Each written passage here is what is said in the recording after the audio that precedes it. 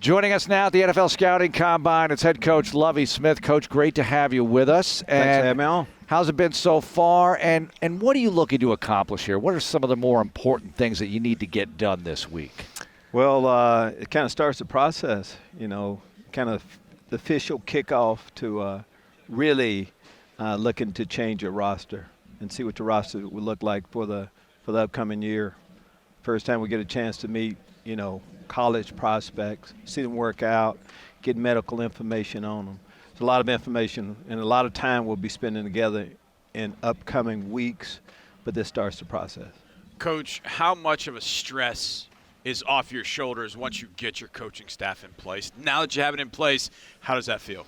I've made a statement. It's one of the hardest things you have to do as a head football coach is first off putting staff together and then keeping your football staff together. So for us to be able to get that done as soon as we were able to, of course, we had a head start. To be able to get the coordinators in place, Pep Hamilton, of course, Frank Ross, and some of our coaches that will be in prominent positions. Mm-hmm. So to be able to get together, and then it's just not them. It's all of the staff. It just kind of fell into place.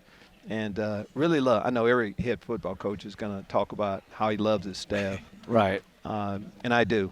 I just like the group we were able to put together. It seemed like we're speaking a similar language early in the process. Well, it's interesting because every team wants to be good in the trenches, and the guys you have coaching those position groups, Jacques Cesaire, George Warhop, this has been really interesting for us to meet those guys because we felt like running through a brick wall after we had our media sessions with them. Yeah. Well, they first off, George Warhop.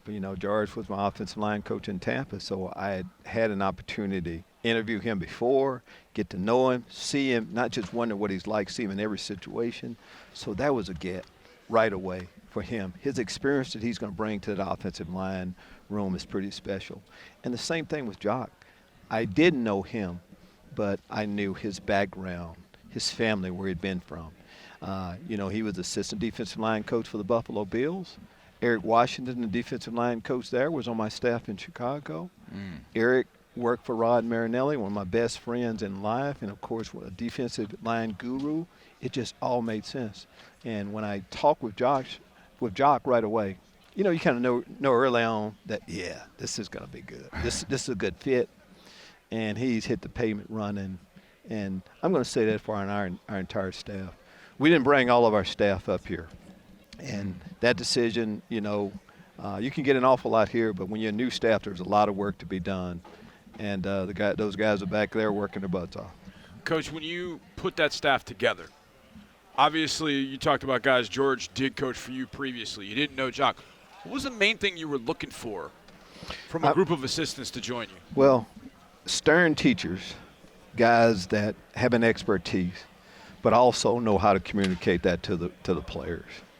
And the systems that we put in place offensively, defensively, and special teams too, where players won't feel like that it brings out the best in them. We feel like we have player-friendly systems with all three phases. But that's what you're looking for a little bit in your staff. You and I did a Zoom call for the season ticket members, and yes. Midway through, Nick Caserio jumped on as kind of like the halftime show, cameo appearance. And I could tell you two have chemistry already working together. I know you've been in the building a year, but now that you're the head coach, how's that going, and how will that help you here and beyond as you put together the 2022 Texans? Well, first off, it's a must. It's just, it's a marriage. You have to be able to get along with wife have to get along with the husband. You kind of join together. And there's kind of honeymoon phase too. I feel like, Nick and I knew each other, before. And I knew what kind of football guy he was, knew what kind of man he was. So, but from there, of us going to work, now there's so many things we have to talk about on how we're building this franchise back up. And that process started immediately, and it's carrying on. We have meetings going on right now, but we're still meeting about stuff, just getting on the same page with everything. Coach, one of the things that Nick brought up, and you spoke to it a little bit, but Nick talked a little bit more about it, was talking with you during the season about defensive football. And you hear 3-4 versus 4-3. You and I have talked about that before. But you guys come from different schools. I was intrigued by the conversations that you guys had. And how you shared together and came to, I don't say common ground, because maybe you never come to a common ground, but maybe it's, hey, I just look at it this way, we look at it this way. But how did those conversations help when the conversation came around of you being the head coach? How do you think those conversations, talking just defensive football, helped getting you to the spot where you are today, the head coach, alongside General Manager Nick Caserio? Well, I think first off, we did have to come to a common ground on how we do things. And I think if you just educate people on why, everything that we do, and just talking defensively, there's a reason why, in my years of coaching, that I've come to the conclusion that this is what we want to do. This is this is why we're going to base out of a 4-man front. This is why we're going to play these coverages, these blitzes. It's been tried and tested throughout. And I like when people ask why. I like one of the main things I want a player to ask is, hey, Coach, why do we do it this way? Yeah. What's the reason behind this? And you give them the origin behind with the reason why we do it. And same thing with Nick. There's a lot of ways. There are a lot of 3-4 teams that really believe in what they do. Right. But I believe in this. And there's a group in our family that believes this is the way to play winning football. And that has just been magnified even more through my time in the league. And I was out of the league for a while, and I came back, and I believe it even more on how we do things. We did some good things defensively, this past year. But on what we and who we can become, that's what's most exciting right now of this system and us adding a few more guys to it and coaching it up better. It's interesting because offensive football, some of the numbers have really evolved. You look at completion percentage and how that's gone up. It's like inflation, Coach. But the way you do business defensively, you have the belief that it stops that or slows it down enough. Yes. There's going to be, completions per se. You can look at a completion percentage and 2-yard pass. Yeah. It doesn't tell you an awful lot. So they're the stats that we put the most emphasis on defensively. I'm talking about, yards rushing, yards per carry. Mm-hmm. Most of that is just based on whether you give up big plays or not. Mm-hmm. You can't give up big plays. We gave up too many at times this past year. 3rd down conversions. That's important. Yeah. Taking the ball away. You know how much we talk about takeaways. Mm-hmm. The reason why it's just not, that leads to points. Right. And so these are the things that you have to put an emphasis on. This is what our defense is all about. And for the guys to know where you're supposed to be strong. By play, I'm talking about what area of the field, making a team dump the ball off, that's a good thing. You know why? Mm-hmm. First off, it's not pushing the ball at the field. But now we get a chance to hit them, to show a physical part of the game, and also take the ball away. So these are the things we've been doing for a long period of time. We really believe in. Every coach on our staff believes in how – there's a lot of ways of doing it, but you have to have a belief that this is the way that leads to winning football. Well, you schooled me last year. I don't call it turnover anymore. It's not a turnover anymore. It's always a takeaway. So whenever I hear turnover, like, no. It's a takeaway. And, Coach, I know that your lessons, we saw it for a year.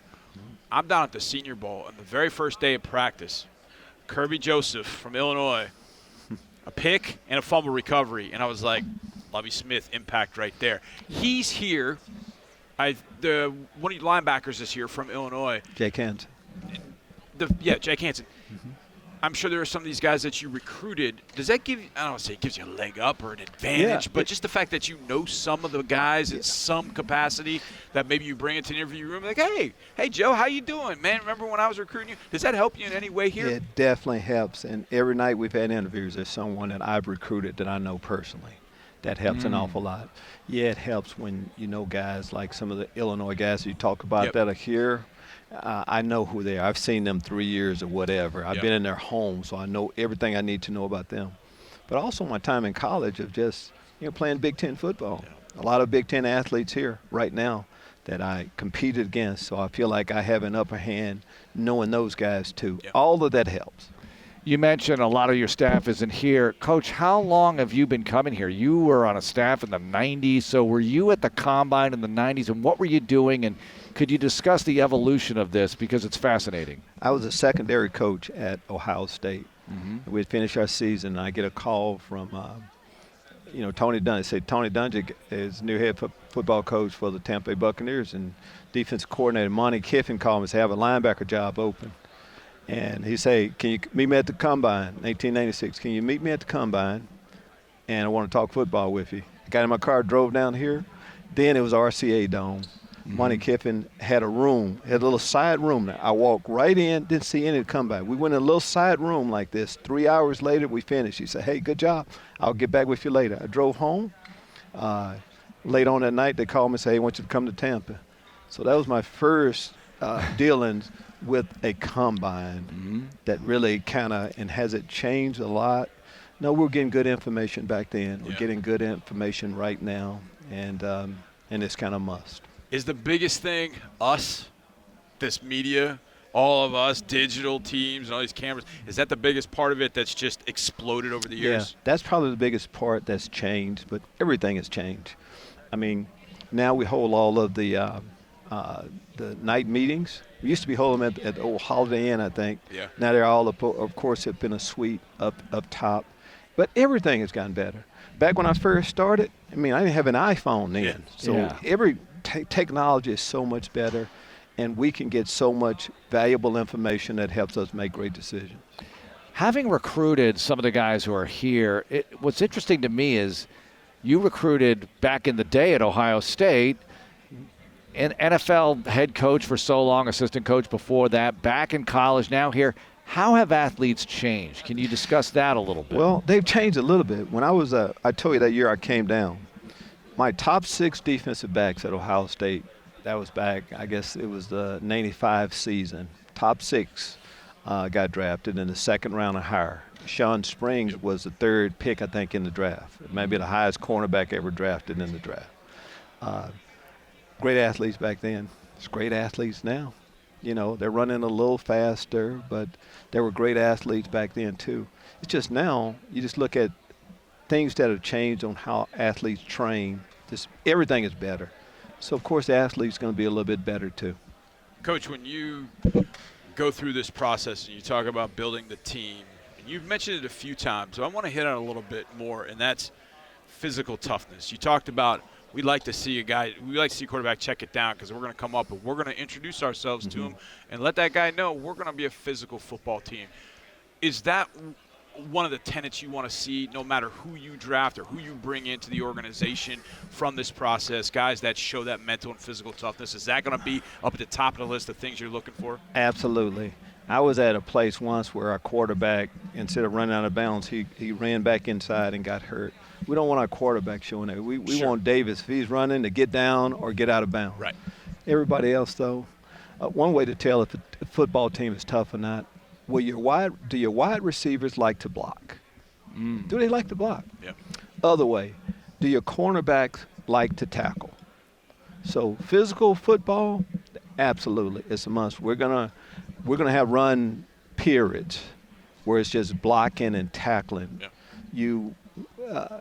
Our personality, when people leave NRG Stadium, yes, we want them to talk about how physical a brand of football that we play. Opponents come in, man, hey, we had the Texans this week. We know it's gonna be a physical game. That's absolutely the mindset we would like to have.